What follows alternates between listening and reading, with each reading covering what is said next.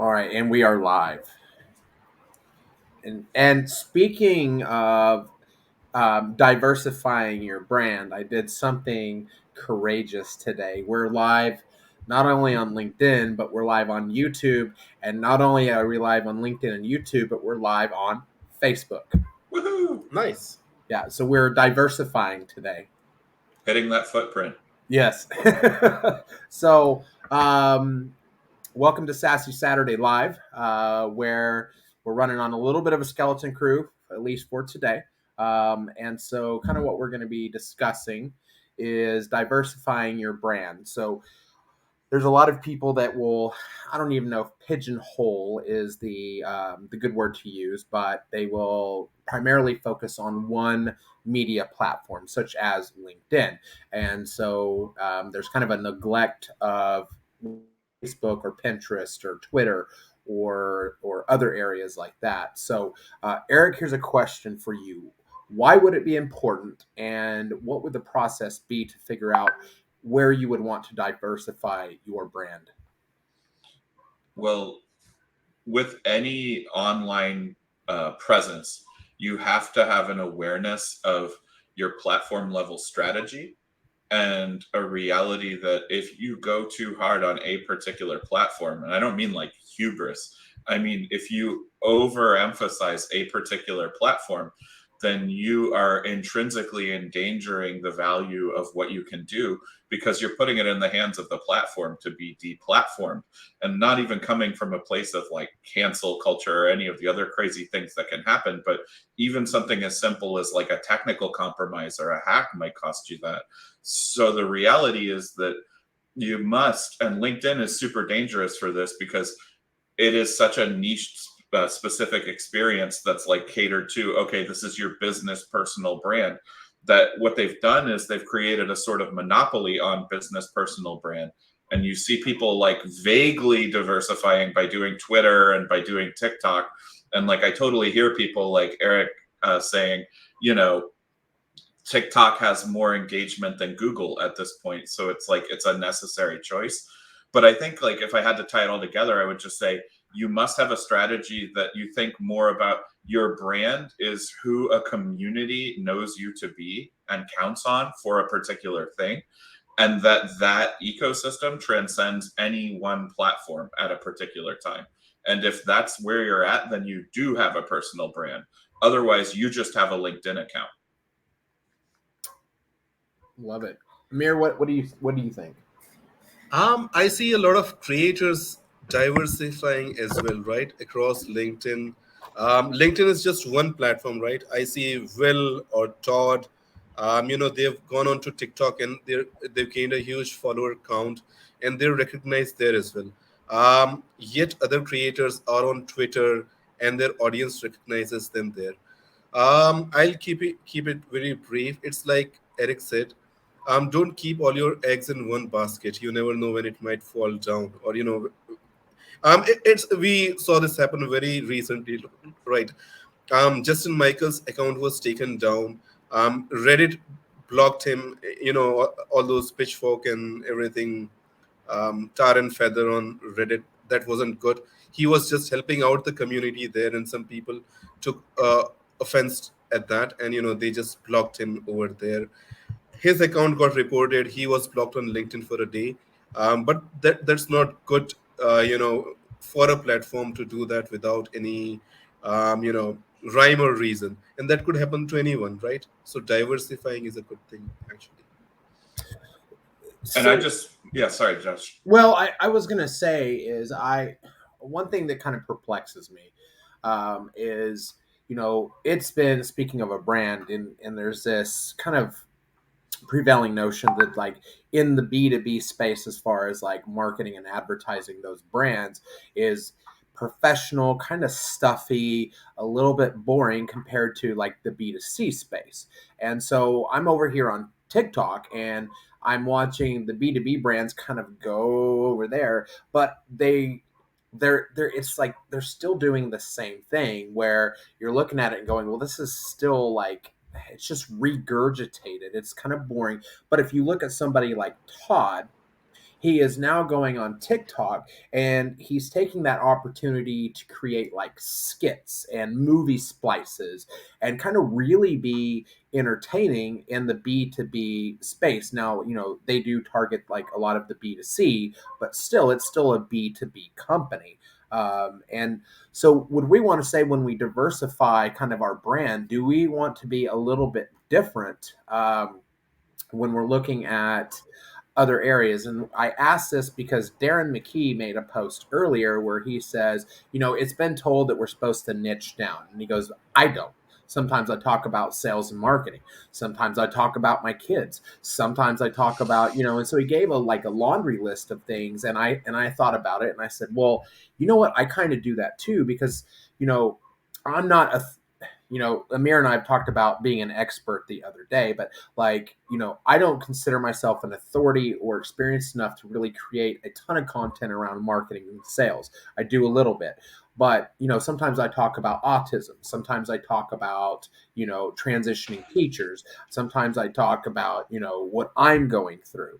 And so, when is that a brand in itself as far as, having multiple things that you would talk about when somebody can't say, well, Josh talks about this specifically, but talks about multiple things?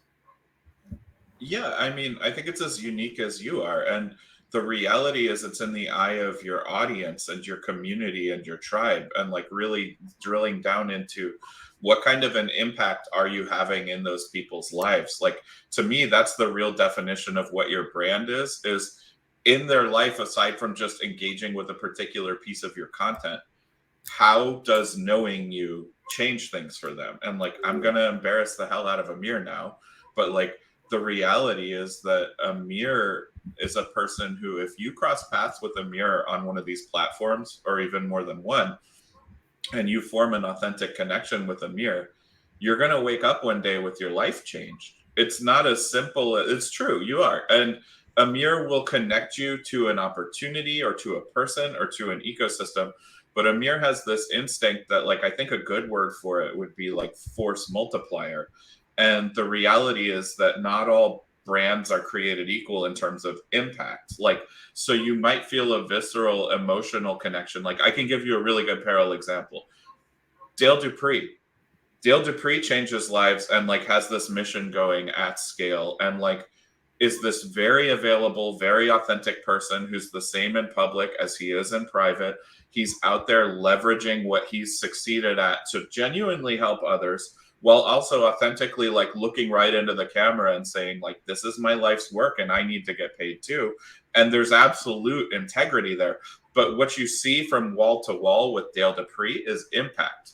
You have people that he's empowering to make an impact that are in this like web and ecosystem that he's working with.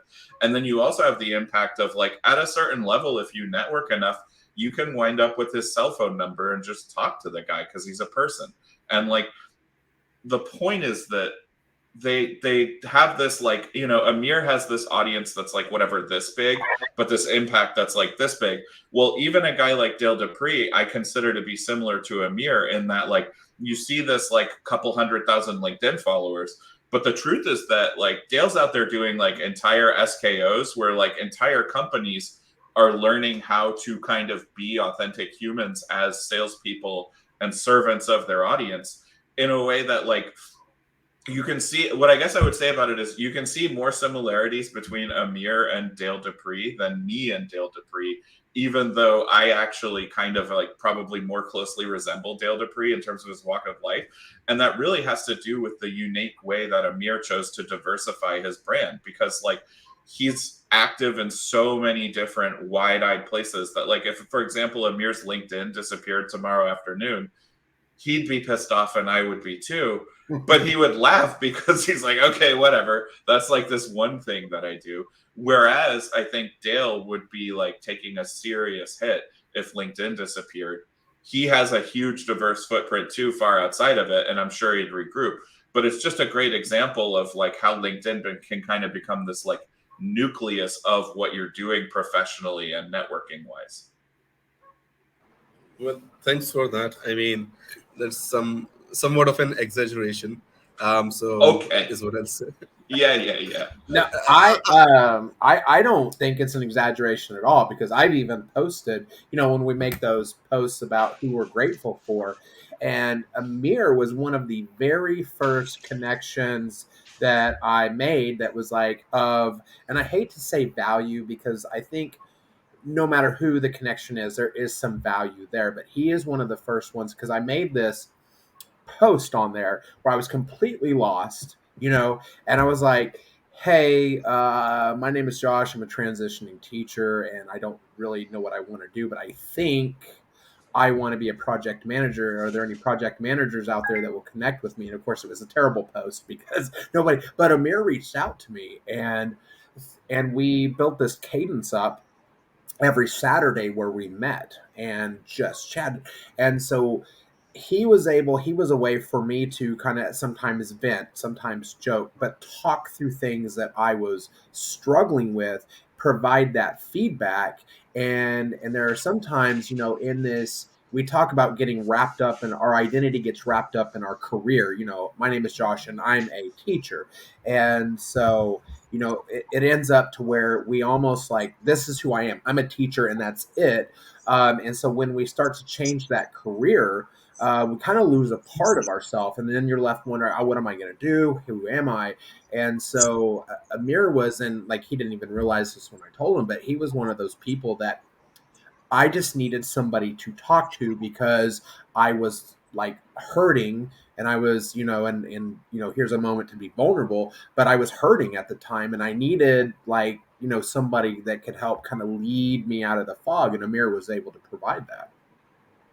I appreciate that, my friend. I mean, see, so here's the thing. I mean, anyone can make an impact, right? You just need to have that attitude to do good, is what I'll say. Me and Eric, how we met was he was supporting me on the GTM games, and that's how we started interacting.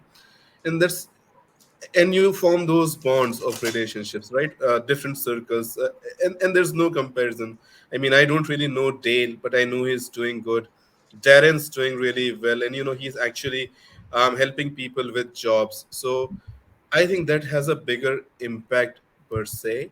But as far as individualism is concerned, everyone is different, but you still form part of the same circles where you want to help others directly or indirectly, and that's what makes sense. And in as an example, I have always built my networks, not just LinkedIn, right? There were other networks before, Facebook friends, and before that photography friends or whatever. So you build those relationships and go from there. So it's all long term is what I'll say. Yeah. You know, Hey Sarah.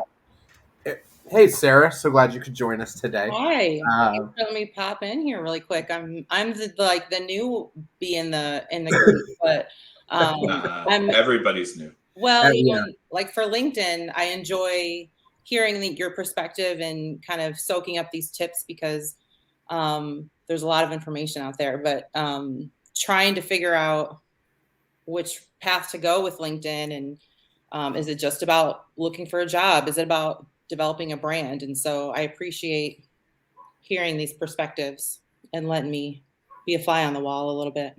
no, you're good. Well, Eric, it's funny that you mentioned Dale Dupree because, one of the questions that I had asked you and a couple others is like, hey, I want to, as I kind of close up season one of Empowering Her, I kind of want to reach out to, I want to keep the same train of thought, but I want to reach out to a different kind of like people to talk to, who is influential. And you mentioned Dale Dupree, and I go and I look, and the guy's got like 1 billion followers, and I thought, there's no way that he's going to respond to me because he's flooded with people. But you know what? I'm going to shoot my shot and see if he'll come on my podcast. And so, I messaged him, and I don't know, 20 minutes later, he sent me a message back. He's like, "Let's do it. Sounds great." And I was like, okay.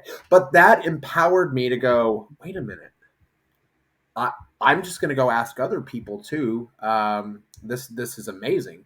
And so, Yeah, so it's been a wild ride with LinkedIn, but we're talking about kind of diversifying. And so, Eric, when you go onto other platforms, say Twitter, or like I don't know if you go to like Pinterest or Instagram or other places like that, do you change what you're talking about or who you are based on the audience that you have on those different platforms? So I'll give you a real crazy out of left field answer. I only use LinkedIn and Twitter. That's it. And for social media, and I only use them for work related stuff. I have a rule in my life, and I don't want to like strap on a foil helmet here, but social media is necessarily toxic. People don't have any sort of awareness of the forces that are being unleashed psychologically in them by social media and how unhealthy they actually become from it. But when you said this to me about like how are you different, I'll give you an example. So before this life in the tech space a few years ago, I ran and grew junk removal businesses, and I had a footprint in my local networking and my local chamber of commerce and social media as myself, the person who had my own friends. And I had a very distinct firewall between me, the guy who had like a Facebook account, and me, who I had to be on LinkedIn or business Facebook or whatever. And so I first started to learn about like the different directions you can get pulled in, right? Well, at a certain point, I had two Instagram accounts, one for a company I was trying to start and one for myself personally. And it was during the beginning of the George Floyd protests. Well, the machine took a bet that one of my accounts was a woke black activist and my other account was a like far right white nationalist. And it began bombarding me with simultaneous messaging of both in like a really intense way. And I'm not kidding. There was an afternoon where I started receiving messaging encouraging my woke black person identity that it had decided I had, and my far right white person. It was giving me a location and a time to go commit violence against the other person as those two personas. And if you look up Cambridge Analytica and the fallout from all of that, those platforms are so despicable that they're willing to serve up riots on demand at a particular location. And why I'm making this point so pointedly isn't to turn it into politics or anything. It's to help people understand that you must think of social media as a casino that is on fire. Okay, like your community, your tribe, the impact that you want to have, all of that. And I include LinkedIn in this, by the way. They are run by mathematical algorithms. We like to talk about the algorithm, okay? Well, I'm not a data scientist, but I do have a pretty like deep awareness of how this stuff really works in the real world. And what it looks like is that conflict itself is the most likely driver of engagement. So there's an actual platform level incentive to create strife and conflict from a particular piece of content. The way I would explain it is if you make a post on Facebook specifically that says, I love puppies, like I'm the puppy hugging society of America, right? The literal mechanics of that platform are such that it's not going to show that content to people who love puppies. You know who it's going to show it to? Cats that want to do a drive-by on puppies this afternoon. That's the first place it's going to go. And the reason is because it will have explosive initial engagement and it'll drive the algorithmic network effect that is their business model. Why I'm saying all of this is when you say like, oh, what person on what platform, you have to understand two things. You have to first understand who you really are to your audience in terms of your connection and your impact. And you can pull that from like, am I connected to these people on multiple platforms, through multiple channels, through dark social? Like if I disappeared from, let's say, 3 platforms at once, could these people still find me, right? And if the answer is yes, well, like that's your real audience. So keep that in your mind, then keep in your mind the stupid platform, what it's saying you are, right? Like when I look at my content on LinkedIn, I can always, when you talk about niching, I can tell how, based on who's commenting on things, how the platform chose to disseminate a particular piece of content based on its awareness of niching and stuff. And because I do so many weird different things on LinkedIn, I'll see the same thing. Like my post will wind up in front of a particular group of people that I'm like, who? How did this come about? And like the responses that it'll get will be kind of insane. And why I say all of that is you've got to have a strategy here, and you've got to realize that these platforms are surfaces, and that like they're totally different than the humans that you're impacting, and see the difference and be able to conduct yourself accordingly. All right. So what I'm hearing from you, Eric, is that you hate cats. Yeah.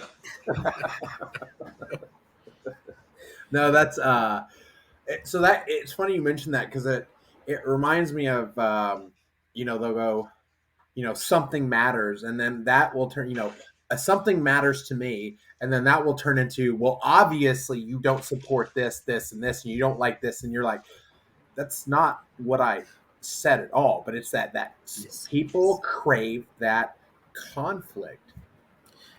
So there's here's the thing. This has always gone on any social platform, Yep. even before Facebook, right? Yep. Um, I think some stuff triggers people and makes them behave, and the smarter the algorithms got, the AI algorithms and all, the more they wanted to get engagement and reactions from people. And Eric, on the point, right?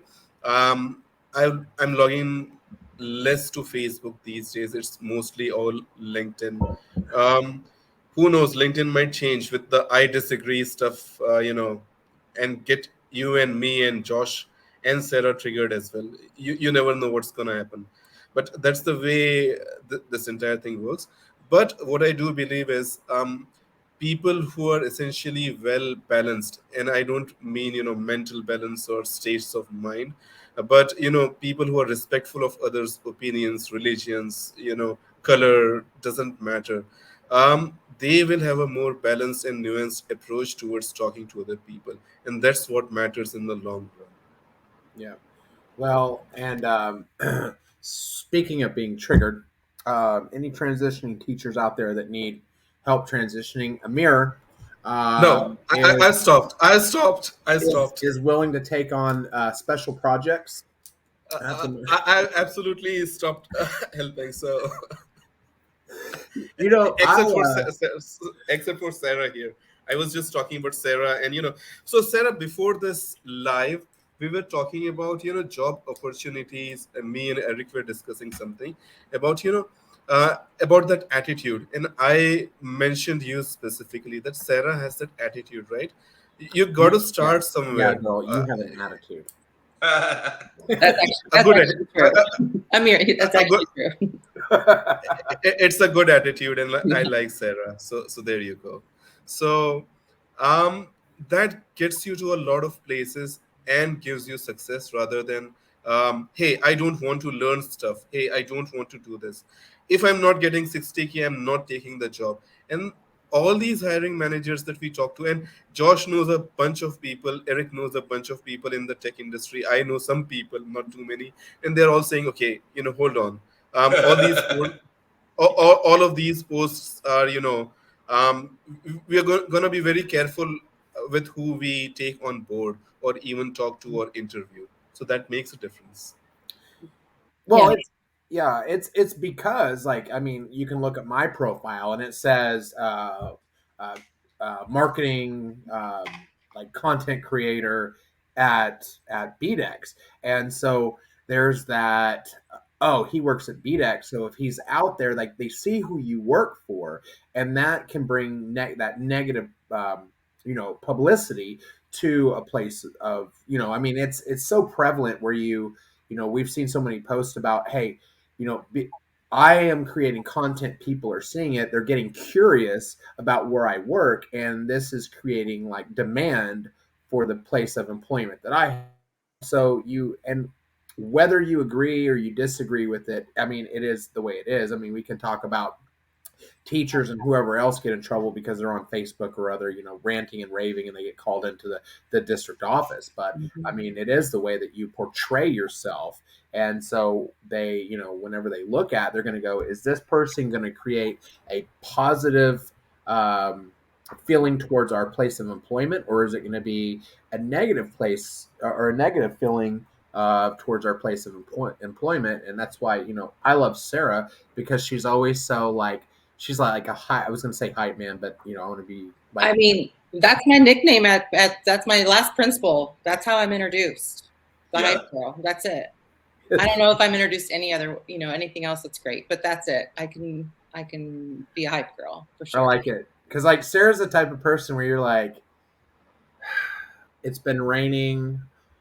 Like I ruined my favorite pair of shoes. My puppy just ran off, and Sarah will come in and she's like, "Yeah, yeah," and you're like, "Okay, I just suddenly feel better. Like no matter what, this is fantastic." So she's a Jocko Willink type. Yeah. It's only because I need it. Maybe it's more for myself. Those reminders of hang in there. I think it's more for me, but I think it's nice to see that. I think at first there was a discussion somewhere about the fluff and Good morning, Ricky. lurker. Listen, I've been lurking and seeing these walks and I'm obsessed. Well, I want to see. so what's happened? Hold on, let me see if I flip this. If everyone gets upside down, no, all right. Modern technology sorted it out. So I didn't realize it's bloody daylight savings times kicked in. So this started 5:30 in the morning now, which means which means all my meetings that I've set up this week are really going to hurt. I mean, is daylight savings time even necessary anymore? No. It's for golfers and lobbyists, but aside from them, yeah. And in Melbourne in summer, when it gets dark at 9:30 at night, Jesus. it's pretty incredible because most people after work, like you can go to the beach and you can have like a full. It's awesome. We have that in Florida too. I mean, like the time of year that daylight savings like way over favors our summer evening is pretty cool because exactly what you described. You can come home from work or finish work, eat, and then go to the sunset, and you've got it. Yeah, I do like that because I'm like, there's like, especially right now, I get home depending 4 or 5, sometimes 5:30, and then like within 2 hours, it's like, oh, it's dark, it's nighttime. It's like my whole day I've spent all day at work, and I don't have time to do anything else. But it's only because there's that, like, the sun has gone away, and it's like, okay, it's the end of the day, and I don't have any time left. You're teaching. Do you work, bro? Listen, I can do the job of 30 CEOs because I'm a teacher. Oh shit. So, you know what? Why don't you put some respect on my name? So my question, since I'm gonna go ahead and use you two humans as shorthand for the whole teaching community that I don't know, is because it's the internet and that's what we do. So right. What I'll ask is, I'm intrigued by the awareness the profession has as SaaS sales as a potential way to get into SaaS, but I'm gonna go ahead and ask, why on God's earth do you guys not pursue success and adoption teams at SaaS companies, given that like the skill set, like SaaS companies sit there all day being like, we can't figure out how to teach our people how to teach anyone. And teachers are like, I can't figure out how to get into SaaS. If only there was some way. I know, I'm going to make 1 million cold calls and get in. It's like, how? How are you going to suddenly turn into the Karate Kid of cold calls at like 40 when you could just as easily transfer your skill set and do something that like everybody wants to pay you for? Okay, sorry to yell at teachers. Yeah, I'm offended. I'm not. You can yell at me. That's fine. If you can sign me up for that, yes, you can yell at me. So I can only answer for myself, and Sarah might disagree with me, and this is fine. Is that we have such within education, I would say the same thing within like the medical field also, and a couple other careers. You're so insulated to what else is out there. So in my world, up until within the last 4 months, it was teaching, administration, maybe instructional coach, maybe like a reading specialist, but it's like education. And then like for my wife, who is a nurse, like she's aware of certain like professions in the medical field, but she has no clue what goes on in like corporate or startups or nonprofit. So a lot of those like whether you would talk about enablement or even in some aspects like account management where you're more like fostering those relationships, or even within, like I talked to Tom and he wants to, when he gets a little bit more established, bring on some people that are capable of teaching and engaging with communities and stuff like that, which is kind of perfect on the teacher skill set. But a lot of it is we're just not aware of those roles that are out there, which is, it's one of the big reasons why I started the whole Empowering Her series, is because when I told my students that we were going to do a career research project, and they had like, many of them, especially the girls, they said, well, I guess I'll be a nurse because what else can girls do to make money? And I was like, Oh God. oh my God. I was like, let me introduce you to Amelia. Let me introduce you to Heidi. Let me introduce you to like Asia. Let me introduce you to, like Rosalind. There's so many women out there that are, and we're still at a point to where women are not represented to the point that they need to be within the tech space. But it's not like anybody's gatekeeping the information. There's just not a dissemination of the information. So two other things. As an external viewer, I also see that, and I always keep talking about the teacher echo chambers, right? Every teacher says like sales or customer success, and I don't even know what instructional design is, and everyone's like, I'm going to be an instructional designer, and I'm like, okay. But when I talk to someone, I'll say, hey, did you explore marketing? Did you explore any other niche, within sales, or did you explore project management? Not that project management, but actually managing stuff. You could be good at something else like marketing, perhaps. There There was is this a math. reason why sales is unique and a little bit special within that list, though, Amir, which is you can get a degree in marketing. You can get tertiary education in project management, which normally would put you at a disadvantage if you weren't qualified. There's no direct path to sales. Right? Sales is just about that skill set, that capability, and that willingness. And that's where I think sales has that unique opportunity to be this venture into corporates as opposed to teaching, as an example, because they're not disadvantaged. If anything, the skills that they've acquired gives them an advantage, whereas marketing is a bit more challenging. In the presence of the correct mindset, because like what we were opening with before you got on the call, and this is something that like Josh and Amir see way more than I have. Like I first heard of this when I messaged Amir, this teacher that I saw that was like, hey, I'm a teacher, I'm doing this. And I sent it to Amir and he was like, hard no, like you're an idiot, stay out of this, like you don't want. And like I was like, what? Why is Amir so like prejudiced against? And what I learned pretty quickly was like, no, like, so it was so funny because I like literally read my interaction with Amir and was like, I think the guy's being a little stiff here. And then I don't know, minutes later, this teacher, like, first of all, she was a woman, but she like mansplained me how like I was a moron for suggesting X, Y, and Z things to her that were like very real. Like, oh, I'm sorry, I thought you were trying to like make any money at this and not be homeless. I was just trying to help you do that. Yeah. By all means, please continue being an expert, But Eric, let's just remember that across any field, you still get arseholes. True. Yeah, we're lucky. We've got like I like I said a couple of weeks ago, I probably had 300 teachers through my education, and half of them were. I'm not going to use this word because you aren't all in Australia, but we've got a very particular word that starts with the C, which is part of our common vernacular, and half of them met that description, right? Like we're still just talking about the stereotypical, your average teacher, like good human, good person. Yeah, your interaction might have been with one that was part of that other 150. Yeah. Oh yeah, I mean, Yeah. I was bullied by teachers when I was growing up, like no question. I mean, like I had teachers tell me they were bullying me and tell me they're like, feel free to try to do whatever about it. Like, there's nothing you can do. Like, I have tenure, I'm entrenched, blah blah blah blah blah. And I'd be like, okay, well, we're gonna change the playing field here for you a little bit. So like, you like calling the I'll put it this way. For every Sarah, Elena, and Josh, there are at least 20 others that I wouldn't want to talk to, and I don't mean it badly. I mean, I would love to help, but if you know everything, help yourself is what I'll say.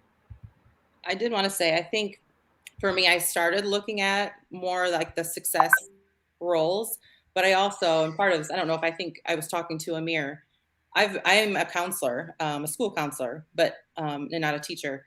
And so think I told Amir, I've been doing that for 15 years. And so if I have somebody new who maybe does sales and says, I want to, this is what I want to do, I'm going to be a school counselor.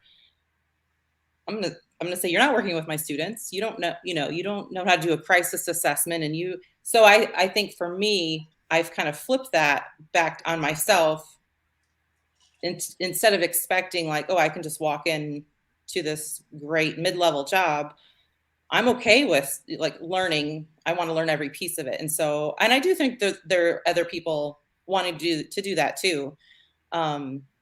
I think there's some who are not, but that I've seen. But companies are still gatekeeping a lot of those roles, and this speaks more, and it's probably going way off topic for today, but that's what I like to do.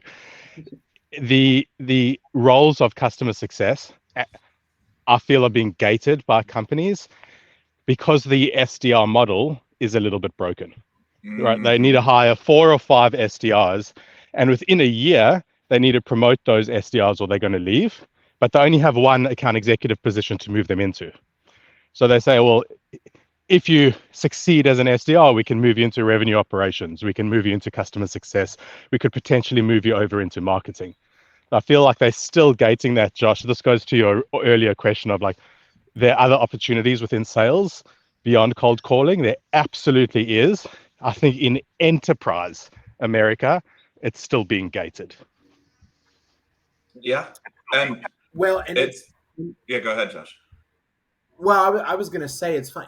As many people, and like I can go back to my Empowering Her, where I've interviewed, when I will officially end season 1, I'm going to end it with Jesse, who's my mentor, my boss, because as Ricky mentioned last time, I get to make her do things to other people.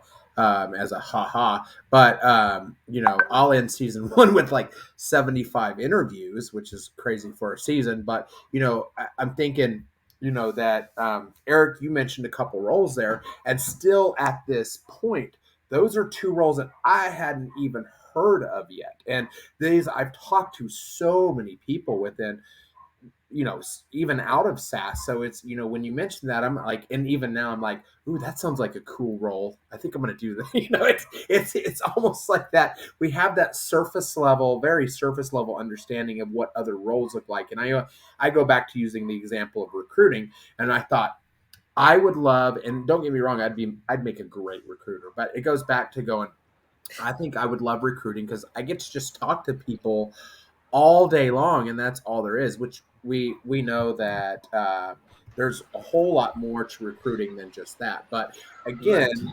Eric, if there was a way, like, I don't even know how this would happen, but like if there was like a laundry list of all these different roles where like you're talking about that teachers would be good at, or like let's say an architect wants to leave architecture and get into like what would I be good at? And I think that's one of the biggest questions when people career changes. How, based on what I'm good at, what can I transition to that would allow me to excel in another role with some training? Josh, here's a SaaS idea for you. Okay. And as soon as I say that, I know Amir's ears perk up. Are you going to call me the C word? I'm okay with it. No. I realized that we were live this time, and I'm wearing pants, and I'm trying to watch what I say. So, I have this idea of how you can match the skill sets of a teacher with the job that you're going for. Like, I could translate what you do as a teacher and put it into sales speak.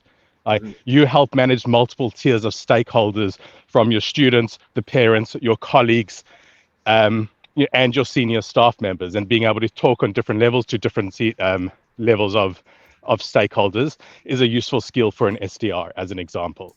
And your ability to be forward planned, because you plan a session, you then teach the session, review how that session went, and you make modifications for the next time you do that session, is how we iterate, in an agile way, but in a sales way, how we manage our messaging and our approach. So you could translate a lot of the skill sets that the teacher has, or the activities that they do, into a sales role. You could probably do the same for customer success, like you've spoken about. How do you educate people or identify when they're having challenges and don't want to speak up about it? Like you could literally translate it all. So you put on the teacher on the left, the industries you're interested in, and it explains to you how the things that you do would be like really loved on that side, and that side's been like vetted by professionals in the industry.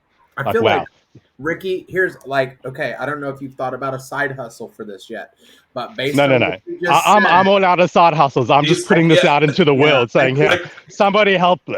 I think Ricky's you need to hustled up. rewrite teachers' resumes because what you just said, honestly, no, what you just said with throwing a couple little metrics in there is like, excuse my language, but is badass. Like, honestly.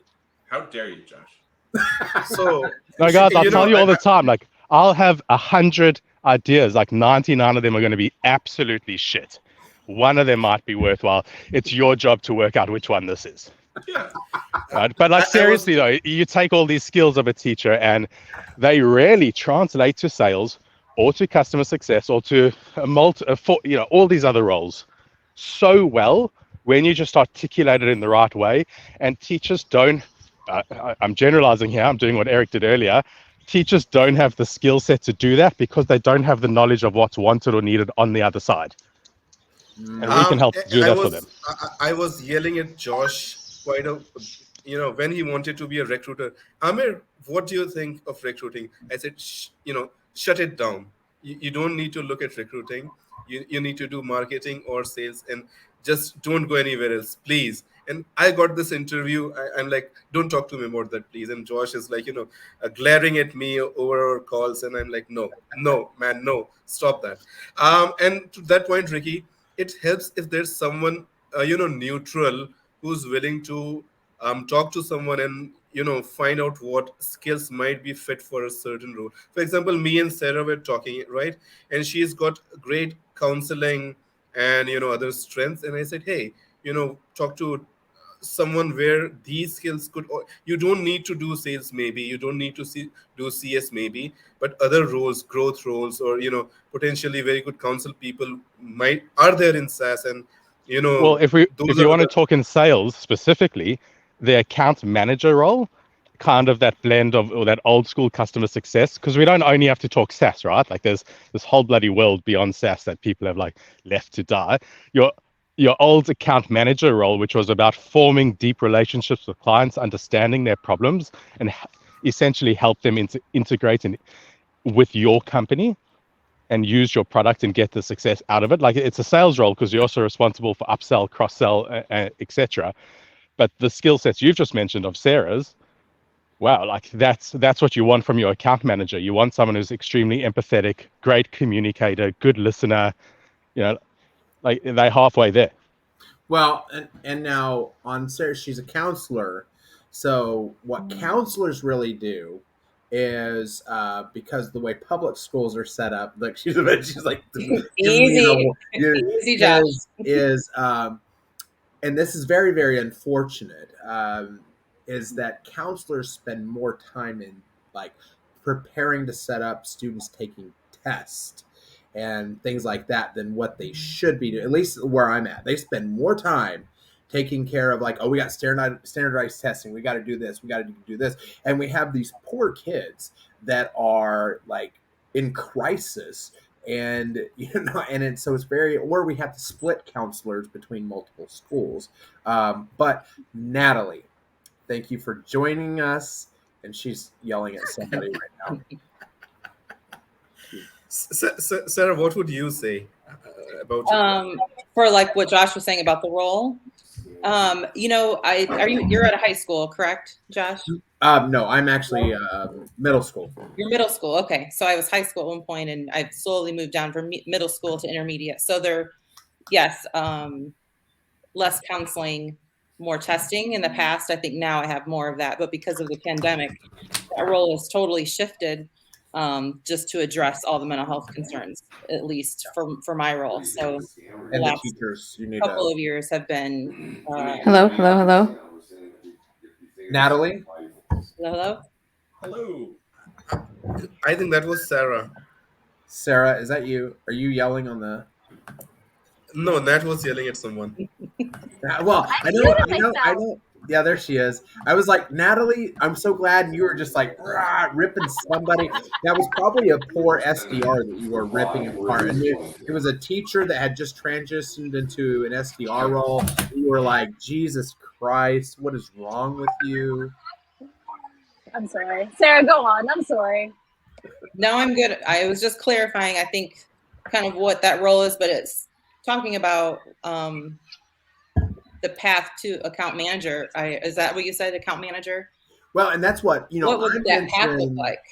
Well, Well, originally I mentioned account manager because it's at least from what I've talked to with other account managers, it almost seems to be like that crossroads between sales, customer success. You got a little bit of renewals, you got a little bit of up, but it's really about making sure that you have that empathetic listening that, we talk about transferable skills or direct skills anyway.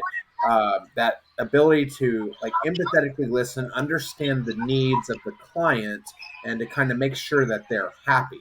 But the question is, is do you okay? So do you need an SDR experience in order to be a good account manager? okay, so to that point, think of it. Have you ever read Kitchen Confidential by Anthony Bourdain? No, but I'm going to put it on my list now.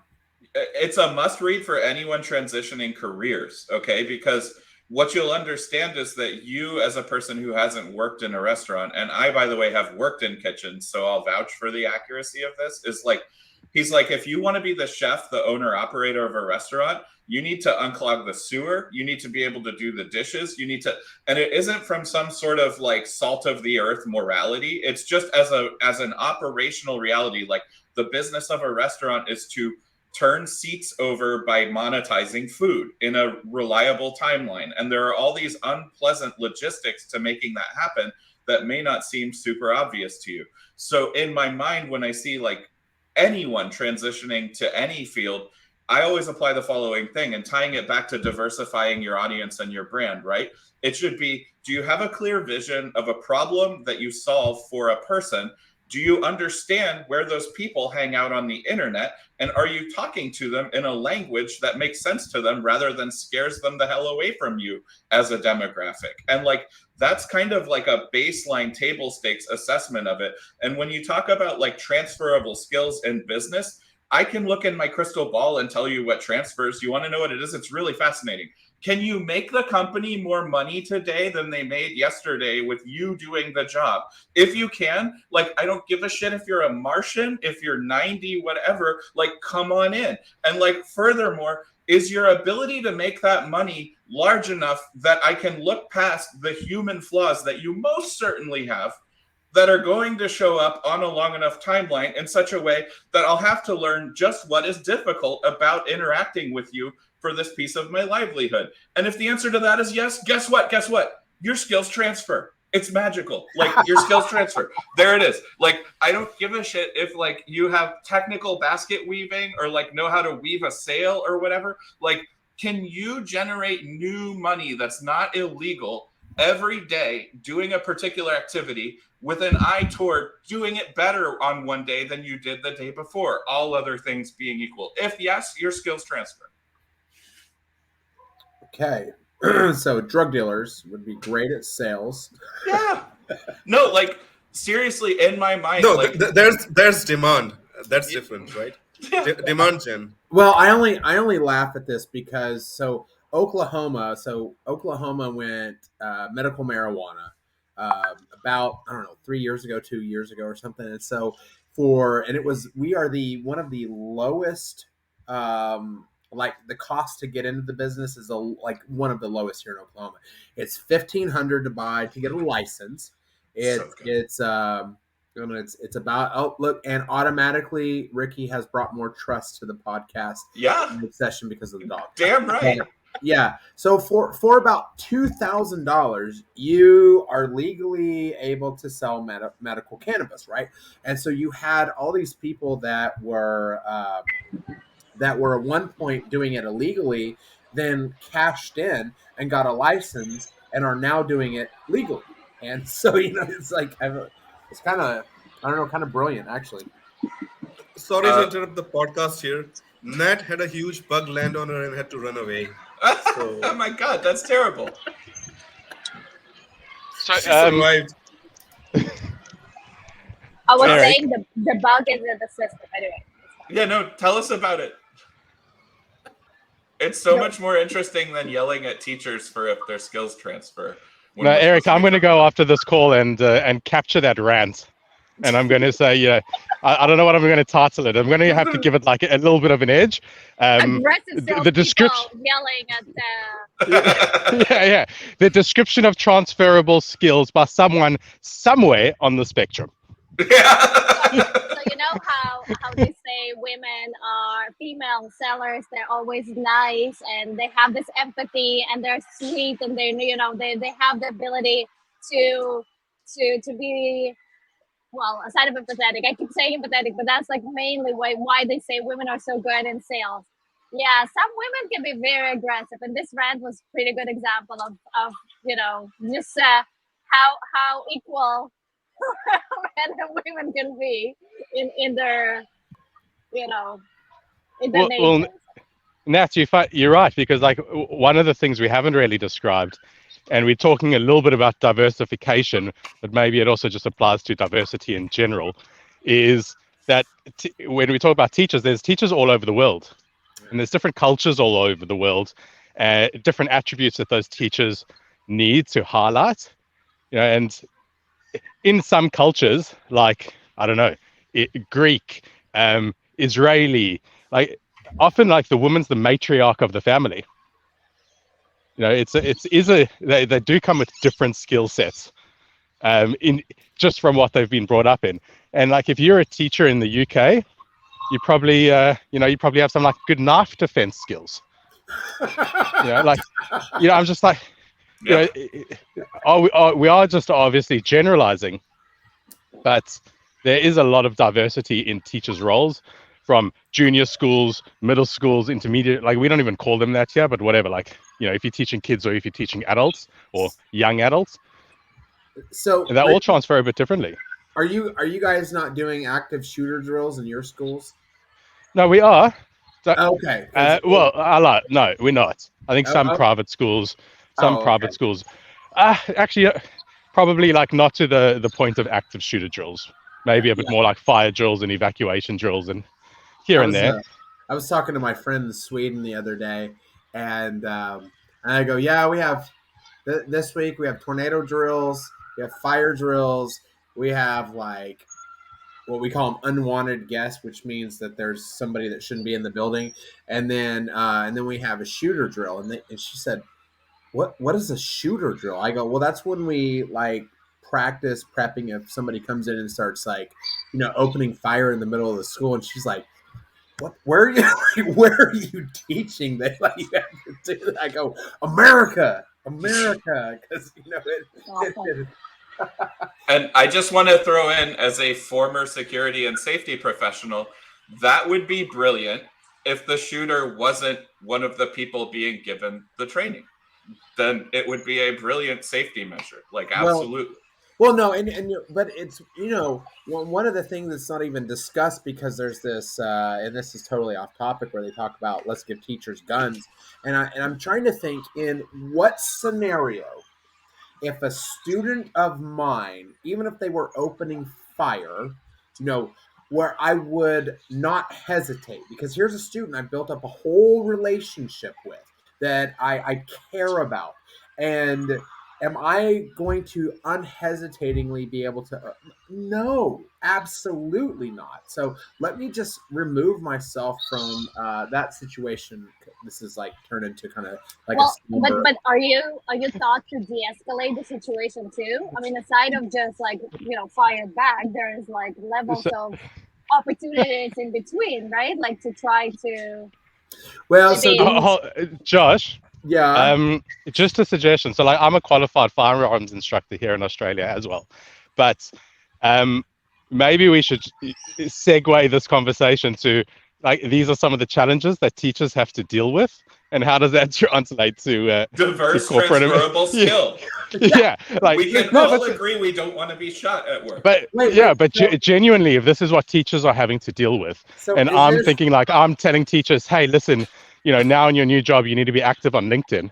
Like the level of resilience, um, the level of like stakeholder management, where they're trying to educate parents and children on the need for these things, when I'm sure a lot of these teachers also have personal beliefs which they can't really let out because now you've got an established system. Like, to me, there's still just a lot of merit in, like, if this is what teachers have had to deal with, first of all, fuck, like, why are you doing that? Like, come get a job where there isn't a high risk of being shot. But broadly, those skills are just amazing, like genuinely amazing. I think it just further highlights why teachers would make such incredible staff is in the this corporate world. is this like if I'm cold calling as an SDR, I'm like, listen, I have firearms training. If you don't accept the demo for the AE, look, I'm not saying anything. I'm just, oh, hey, Sarah, I wanted to let you know, and I'm so glad you're here because I feel like this is very important. I just want to let you know that my students completed a writing project in my class, and so Okay. I will be taking a job as a lead senior project manager.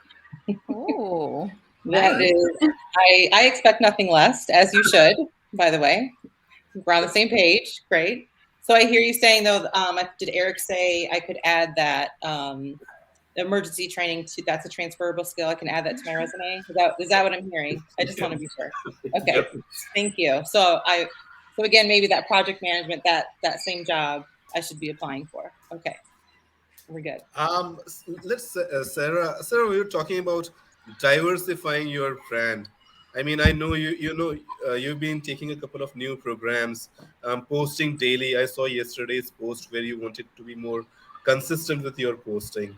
Are you active on other spaces? I know you're on Twitter as well, right? Yep, I'm on Twitter as well. So I've dabbled share in some. TikTok, but I have not been consistent at all. Do you guys know what a content compass is? Yeah, Sarah, I think you'd be perfect on TikTok. Oh, thanks. But I don't know what a contact compass is, and it sounds I don't interesting. either.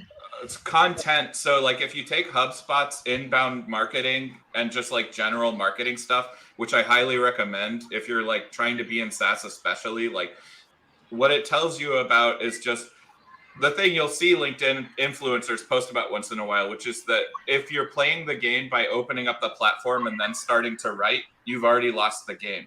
And speaking to the idea of diversifying from more than one platform, the content that you write should be categorized by who the intended audience is, what the intended outcome is, and absolutely, yes, where the intended platform is, down to even like when you intend to share it.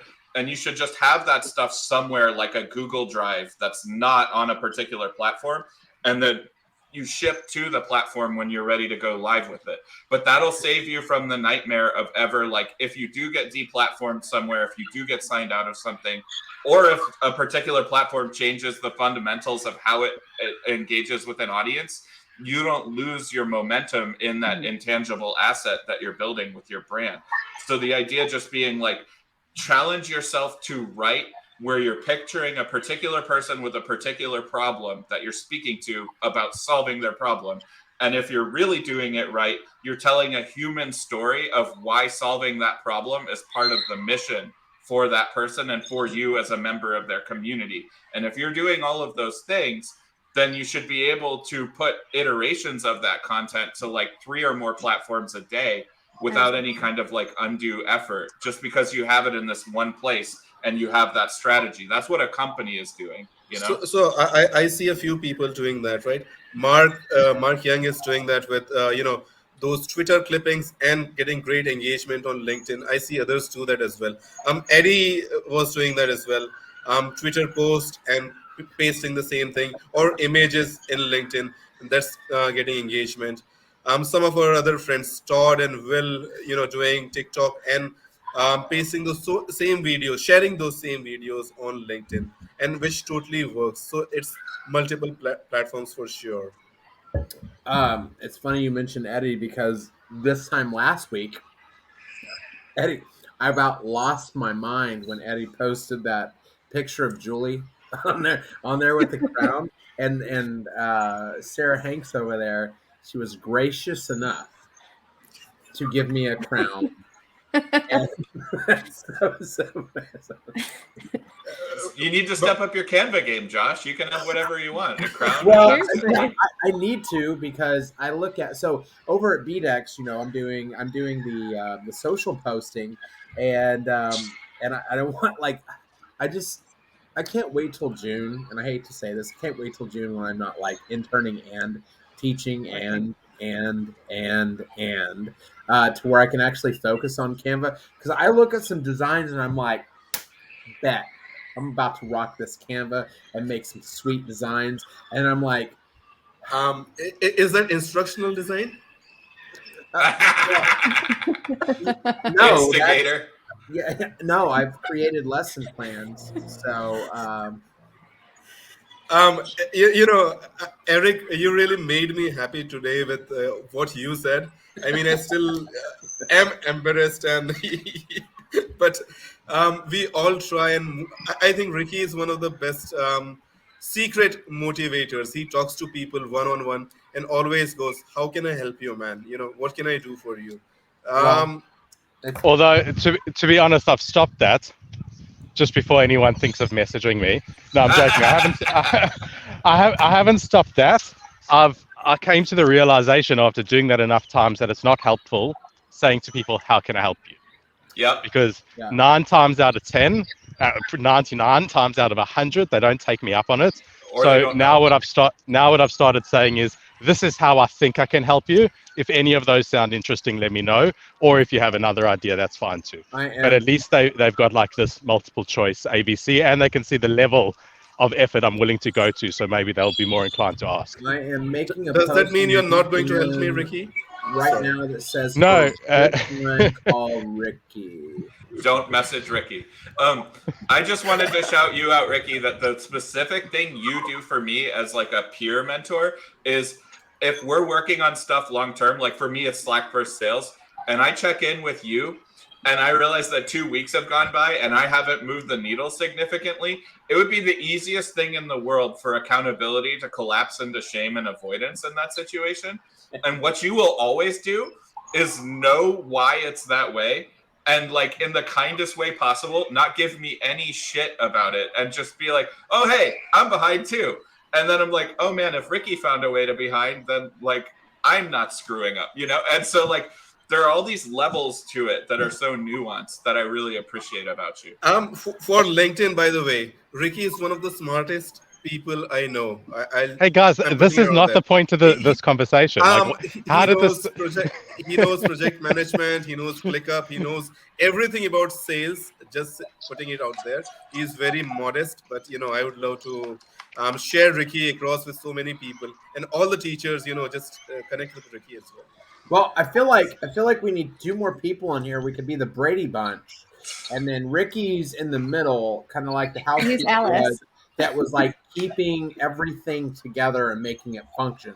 So Ricky is like Alice on the Brady Bunch that enables people to stay together and function as a family unit. You should be a guidance You see, counselor, Ricky. now I've always thought, I know, well, by having SDRs, you do by default become a guidance counselor, right? Because you've got a bunch of people that don't really know what they want to be doing and are somewhere between like success and frustration. But I've always thought of Amir as that person, like someone that just really helps to keep people together and bring people closer to a group. Yeah, in fact, I think if everyone here on the call works back how we are connected, I bet you we're all through Amir. Yep. Because he's the super node. And that's one of the things we covered before you got on the phone is I went ahead and made Amir super uncomfortable and called him out directly for the magnitude of all the help he gives people. And I know he hates every second of it, because we've all got our cross to bear, and for Amir, it's that he cannot receive praise or compliments. He hates it. Like I he believe just, that. but like I don't know. I think that like we've all lived long enough to know that like who knows how long you're going to be on the planet for, or someone else is, and like take the opportunity to say like, thank you, Amir. Thank you, Thanks, Amir. bud. Thank you, Amir. I appreciate and love all of you. So, Yeah. I'm there for all of you. So if you are a transitioning teacher and you need somebody to connect with, Amir. But only see if what I you're managed- not willing to start at the bottom, whatever that means. Yeah. You have to. In fact, I encourage you all to connect with Natalie and let her know that you will not be accepting an SDR role, and you need to be the national account executive right off the bat. And Natalie would be like, "That's great. Come on in. I have a spot for you." Okay, I have to grab that for a second, and I know Ricky's going to laugh at this too. If you've been around long enough, B2B sales, you know that there are SDRs sitting in a company that literally take more money home than anyone in the whole company. And you look at their vibe, and they're just like chill, heads down, doing whatever. And you'll also be around long enough to watch them pass up promotion after promotion. And like the one guy I'm picturing who's like the archetype for this, like, I remember when they came and tried to publicly promote him, like, went into a boiler room and are like, hey, Jay, we want to put you up ahead of all these people. And he goes, what the hell did I do to you? Let me get back to doing my, like, calls, And it's because, like, he's got this little notebook that counts down the dollars and closed sales to the day that he can retire based on his investment plan. And that's all the guy gives a shit about. And, like, if he were to hear you saying, like, oh, I want to make sure I can become an AE or a VP of sales, he'd be like, great, you'll hang out in the parking lot with the other ones that are homeless trying to get there. And like, I've got everything taken care of. Like, it just cracks me up when people don't realize that like a well-positioned SDR might be the single most profitable and or stable income stream in a particular business, especially if it has product market fit. And they'll be like, oh, I want to like use that as a stepping stone to somewhere else. It's like, you're out of your mind. Well, that's what I was looking on. It's funny you mentioned that because I was looking on RepView the other day with just like the enterprise SDRs, and like their take-home pay was like blowing some, whether like VPs of sales and AEs out of the water. Some of the low, and I was just like, yeah, you know and why? there's still exceptions. Like Yeah. if there, the exception there is that they often promote people up to account executive when they get better. But if you were willing to stay in that role and be successful and just say, I'm happy doing these cold calls and I'm happy doing it all day. All I want to now do is be measured maybe against revenue as opposed to against meetings. Yeah. Like that income can genuinely climb. And it is, I saw a job posted this week for 100,000 base pay and 100,000 on target earning on top of that. So a $200,000 package for an SDR. And whilst it's probably the highest I've seen in a while or ever, it's not at all surprising. Yep. Like it's genuinely not at all surprising. There are SDRs out there that are $300K a year all day long on their W-2. It's not lies. It's not phishing stories. Like they exist, and they're not constantly posting in some social platform about it or offering you a course on how to do it because they're busy just happily living their life, making a hell of a lot of money. In fact, they'll do you one better. Ask yourself why these people that are offering you a course on how to make X amount of money in X, Y, and Z role are sitting there selling you that course instead of making that money in that role.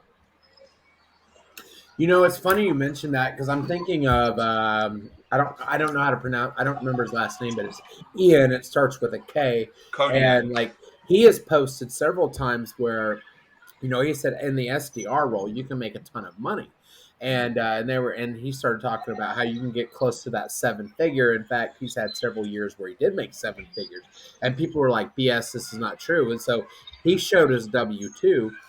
And the only reason why he even created like a course is because he was getting hounded so much by people that were like, I want to make seven figures. How did you do it? That he was finally like, all right, fine. I'll make a course for you. It's fine. Well, and Ian's one of the few that's the real deal and can back up what he's saying. Well, and he had a ton of content on his YouTube channel for absolutely free, and it's still there. Where, yeah. But it's no guarantee that everyone can, right? It's all about that attitude and the aptitude to do well in your field of work. Yeah. So, It's all about discipline. We'll end the live. We're staying on. Josh, who's for the last words today? Let's go with Eric. Oh God. So diversify your brand. Don't be stuck on one platform. Don't put all your eggs in one basket, and stop worrying about how many followers and likes you have, and worry about like how much of an impact are you making in the lives of the people you're interacting with, and what is the meaning of that story together. And hopefully people that aren't you would be telling a similar story to the story you want told about it. And if none of that's true, then like start changing some things. I think that's beautiful. So I'd like to thank everybody that's on here: Eric, Amir, Sarah, Ricky, and Natalie. I appreciate you guys and ladies all being on here today. And please join us every Saturday when we have Sassy Saturday Live, where we discuss different topics. And I love everybody.